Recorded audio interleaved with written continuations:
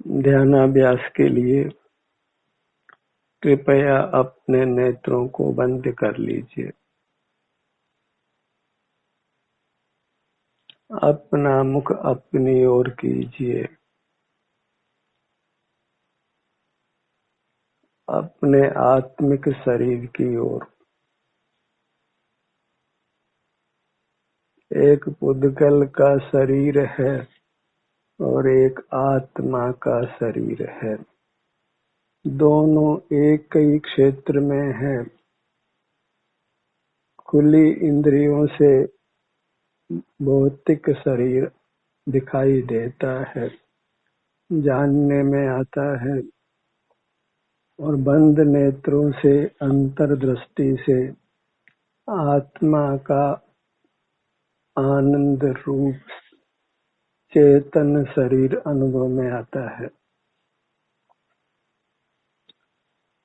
भौतिक शरीर में किंचित भी सुख नहीं है और आत्मिक शरीर में उत्तम आनंद लबालब भरा है। अंतर्दृष्टि कर सिर से पैरों तक अपने ध्यान को लाइए और उत्तम आनंद को भोगिए। दुख से क्यों जीना है? अपने आत्मिक शरीर से युक्त रहकर सुख से जीना है। दुख कोई भी नहीं चाहता है, इसलिए भौतिक जगत से अपने को विमुख कर अपने आत्मिक शरीर से युक्त रहिए और ये आत्मिक शरीर ही जीवंत परमात्मा है। अपने इस आत्मिक शरीर के सन्मुख होकर हमको प्रकट परमात्मा हो जाना है। परमात्मा पद दूर नहीं है। उत्तम अतीन्द्रिय अविनाशी सुख दूर नहीं है। बस अपने आत्मिक शरीर से जुड़कर रहिए। आत्मिक शरीर का लक्ष्य छोड़ना नहीं है, फिर आपको सुख ही सुख भोगना है। सिर से पैरों तक इतने ही विस्तार तक अपने ध्यान को रोकिए, फिर कुछ भी आकुलता नहीं है। कर्म की संधि टूट जाती है, संसार समाप्त होता है।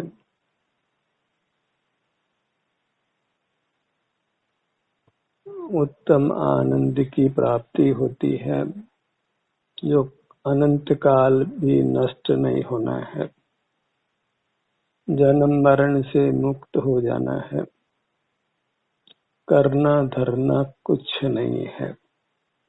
बस एक बार उपयोग बाहर से हटाकर अपने सन्मुख कर लीजिए, फिर आनंद ही आनंद को भोगते रहना है।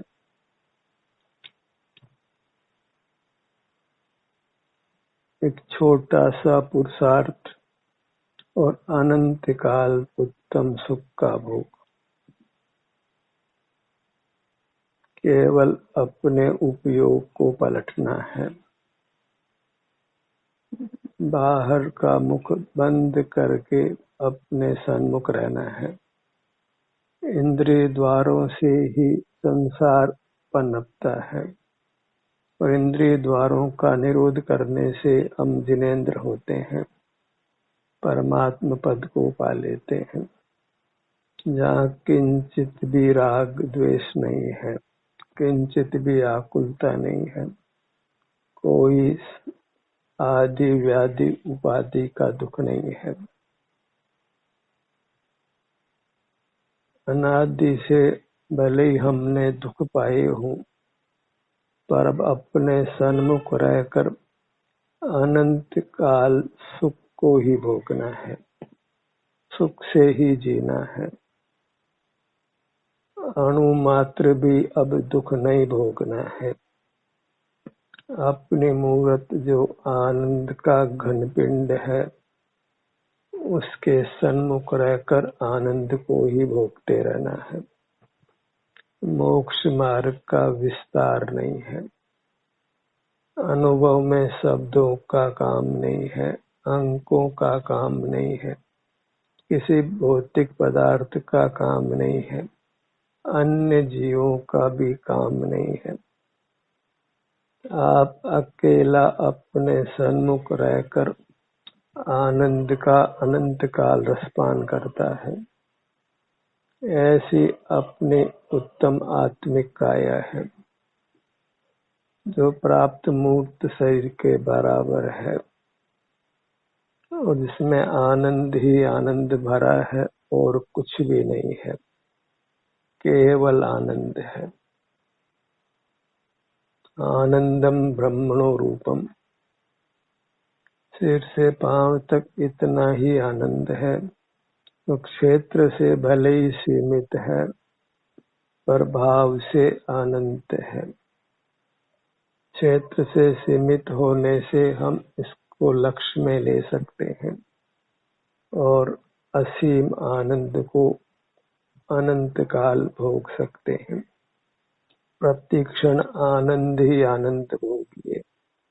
फिर रोग नहीं है, शोक नहीं है, क्षुधा नहीं है, त्रसा नहीं है, सर्दी नहीं है, गर्मी नहीं है, वृद्धावस्था नहीं है, मृत्यु नहीं है।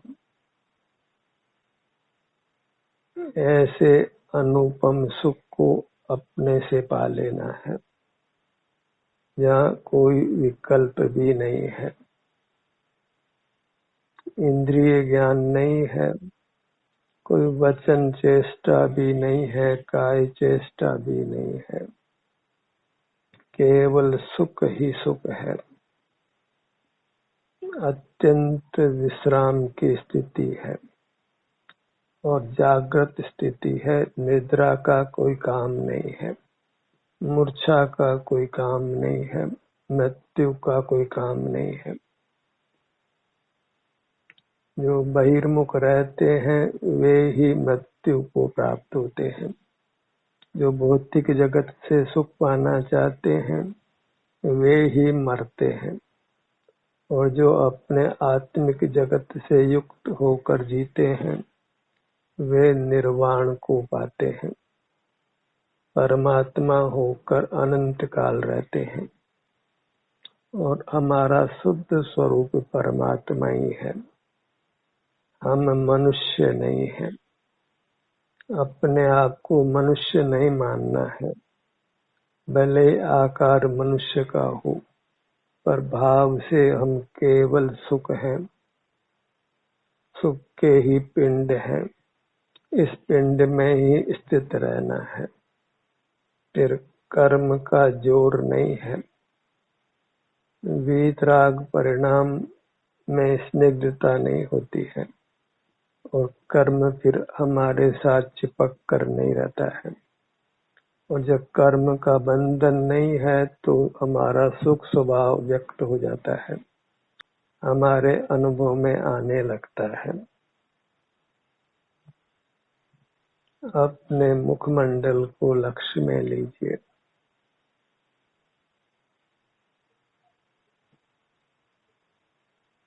अपने आत्मिक मुखमंडल में इंद्रियों का विस्तार नहीं है, अर्थात इंद्रिय ज्ञान का व्यवसाय नहीं है।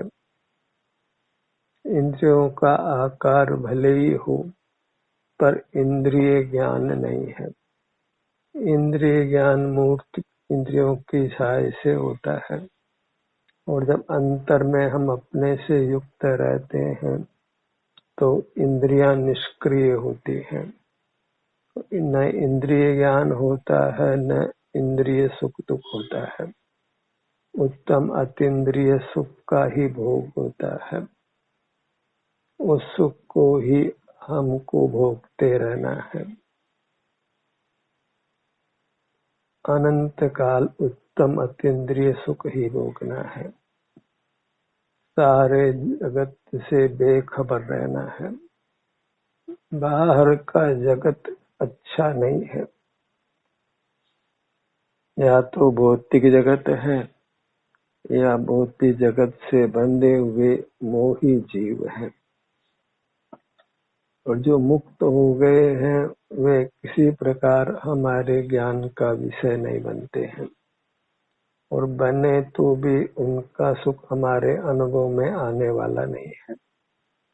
हमारे लिए तो अपना आत्मिक शरीर ही उपयोगी है, वही हमारे भोग में आता है और उसी ने हमको उत्तम आनंद देना है, इसलिए सिमट जाना है।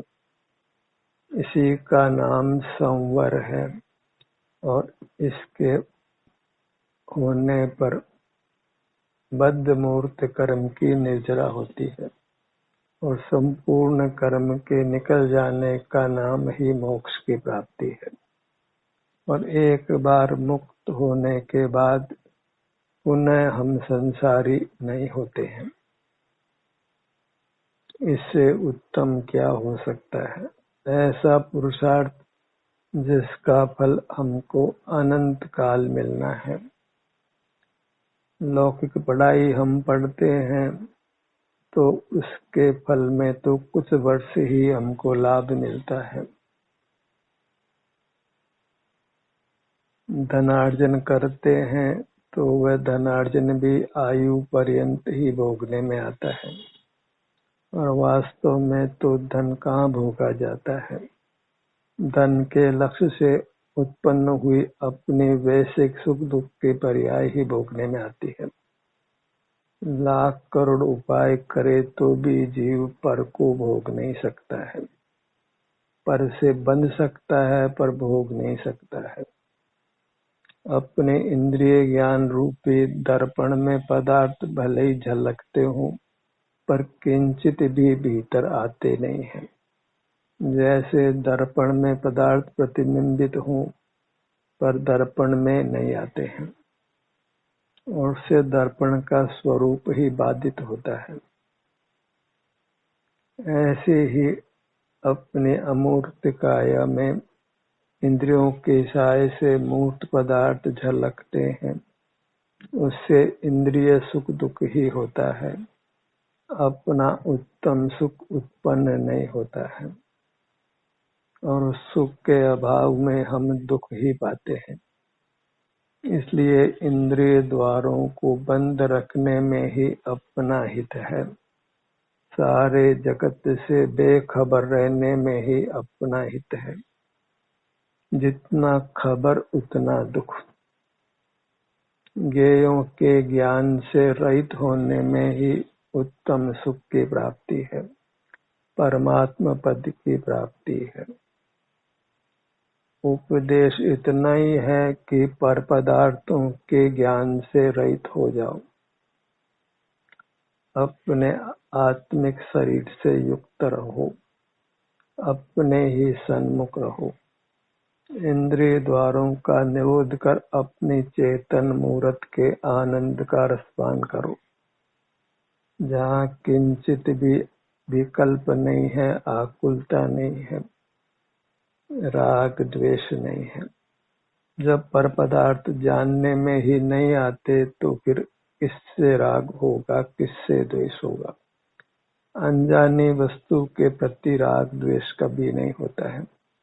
तो सारे जगत को अनजाना कर दीजिए, फिर राग नहीं है, द्वेष नहीं है, वैश्विक सुख दुख नहीं है, कर्म का बंधन नहीं है, और सहज ही फिर स्वसन्मुखता है, अपने आनंद का भोग है। वही आनंद जो परमात्मा भोगते हैं, और उस आनंद को जो अपना ही स्वरूप है हमें भोगना है, पा लेना है। अपने ही प्राप्ति हो सकती है, पर की प्राप्ति संभव नहीं है। अपने पर्याय भले सांसारिक हो कि मुक्त हो, मिलती अपनी अवस्था है, पर की अवस्था कभी नहीं मिलती है। कितना ही पर का संग करिए, पर की अवस्था हमको मिलने वाली नहीं है। मिलेगी हमें अपनी ही अवस्था, अपनी ही पर्याय। जब अपनी पर्याय मिलना है, पर को नहीं पाना है, तो पर के सन्मुख रहकर वृथा दुख नहीं पाना है। अपने ध्यान को अपनी मूरत पर ही दृढ़ता से रोक कर रखिए, कीलित कर दीजिए, फिर वहां से हटे ही नहीं और अपने सुख का भोग ही होता रहे। जब परमुख नहीं होते हैं तो आनंद ही आनंद की प्राप्ति होती है। उसी आनंद की हमें वास्तव में कामना है। तीन भुवन में जीव अनंत सुख चाहे, दुखते भयवंत। एक भी अपवाद नहीं है, सब सुख ही चाहते हैं और सब सुख के ही बने हुए हैं। बस मुख बाहर होने से बहुत बड़ा संसार खड़ा हो गया है। बस मुख बाहर नहीं हो तो फिर परमात्मा दशा ही है। संसार के सारे दुखों का नाश है। अपनी मूरत सीमा सहित है, इसलिए इसको लक्ष्य में लिया जा सकता है। और बाहर की दुनिया तो अनंत है,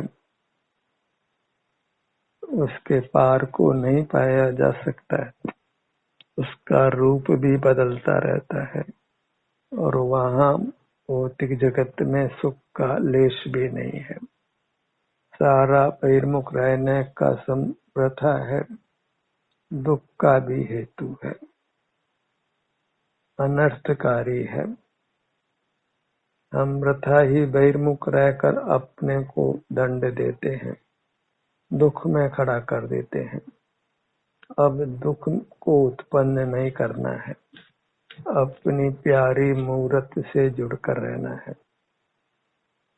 जिस मूरत की सारा आगम गुणगान करता है। उस अपनी मूरत के सुख को होगी। लोक में कोई प्रशंसनीय पदार्थ है, उत्तम पदार्थ है, तो वह जीव की अपनी मूरत है। यह उत्तमार्थ है, मंगल है और शरणभूत है। इसी में झुकना है,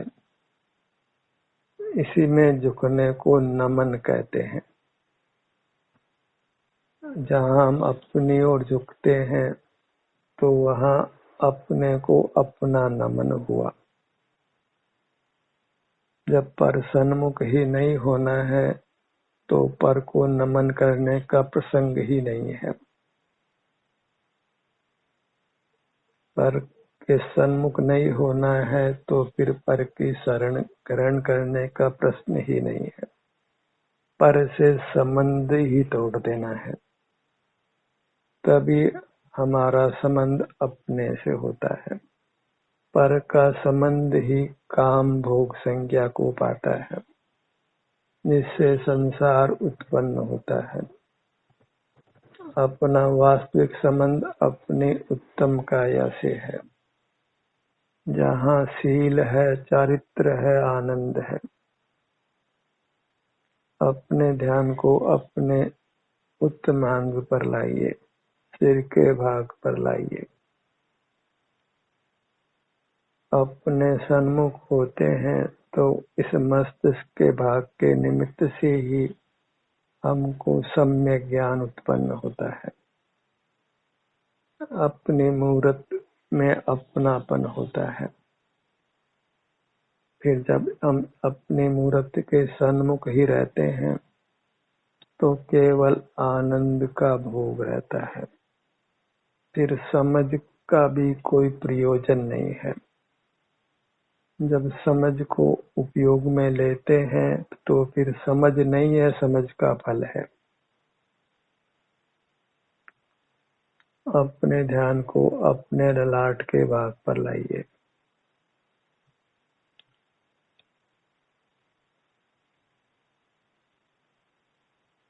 अपने सन्मुख होने के बाद फिर शांति ही शांति है, निराकुलता ही निराकुलता है।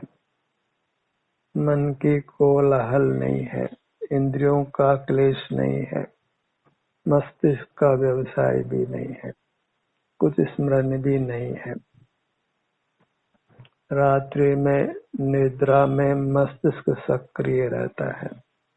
इजूल फिजूल विकल्प उत्पन्न होकर हमको दुख ही पहुंचाते हैं।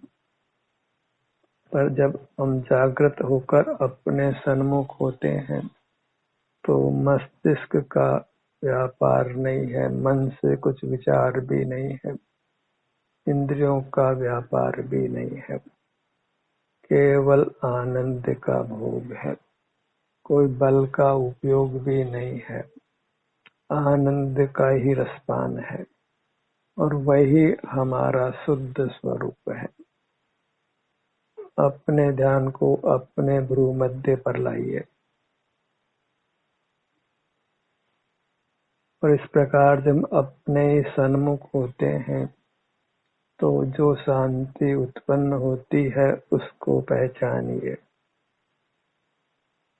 उस पहचान के बल पर ही फिर हम पुनः पुनः अपने सन्मुख होने वाले हैं और अपने सन्मुख होकर आनंद को भोगते रहना है,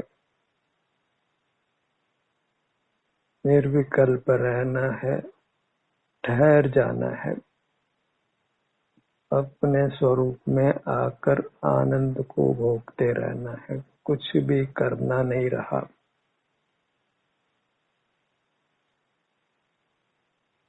अपने ध्यान को अपने नेत्रों पर लाइए। अपना हर भाग आनंद का घनपिंड है, स्तुति करने योग्य है, प्रशंसा करने योग्य है, महिमा लेने योग्य है। आखिर पूरी मूरत अपनी परमात्मा की मूरत ही है। अंतर्दृष्टि करके यह समझ उत्पन्न होती है कि वास्तव में मैं तो परमात्मा हूँ, आनंद का घन पिंड ही हूँ और इसके सन्मुख होकर फिर मूर्त से पृथक होकर प्रकट परमात्मा हो जाना है। अपने ध्यान को अपने कानों के भाग पर लाइए। अगर हमको इस मार्ग का दृढ़ श्रद्धान हो जाता है तो फिर परमात्मा पद दूर नहीं है, फिर सहज ही वृत्ति अंतर में ही बनी रहती है। सब झंझटों से, सब कोलाहल से हम मुक्त हो जाते हैं। शरीर भी अत्यंत स्वस्थ होता है और आगम की माने तो फिर शरीर परम औदारिक हो जाता है, सप्त धातुओं से रहित पारदर्शी होता है और आयु पूरी होने के बाद बिजली की चमक की तरह, कपूर की तरह गायब हो जाता है। वहाँ फिर कुछ भी अवशेष नहीं रहता है। तो लोग ये समझ लेते हैं कि यह जीव मुक्त हो गया है और लोक में खुशी की लहर छा जाती है। एक जीव संसार के बंधनों से, दुखों से मुक्त हो गया है। स्वानुभव की ऐसी अद्भुत महिमा है, अपना मुख अपनी ओर करने की इतनी महिमा है। अपने आश्रय से उत्तम परमात्मा पद को पा लेना है। अपना आश्रय अर्थात अपने चेतन शरीर का आश्रय, आत्मिक शरीर का आश्रय। चेतन नाम अपनी काया को चेतने अनुभव करने का नाम है। जो चेतता है अर्थात अनुभव करता है अपने ही स्वरूप को, अपने ही आत्मिक शरीर के सुख को जो भोगता है, वह चेतन है। अपने ध्यान को अपनी नासिका भाग पर लाइए। यह मनुष्याकार तो पुद्गल कर्म के संबंध से उत्पन्न हुआ है। उस आकार को महत्व नहीं देना है। उस आकार के सन्मुख रहकर शांति को भोगते हुए रहना है। अपने ध्यान को अपने होठों के भाग पर लाइए। अपना ये स्वरूप तो एक ही प्रकार का है, नाना प्रकार का नहीं है। इसलिए एक ही उद्यम करना है, अपने सन्मुख होकर सुख का भोग करते रहना है। ध्यान का सत्र यहीं समाप्त होता है।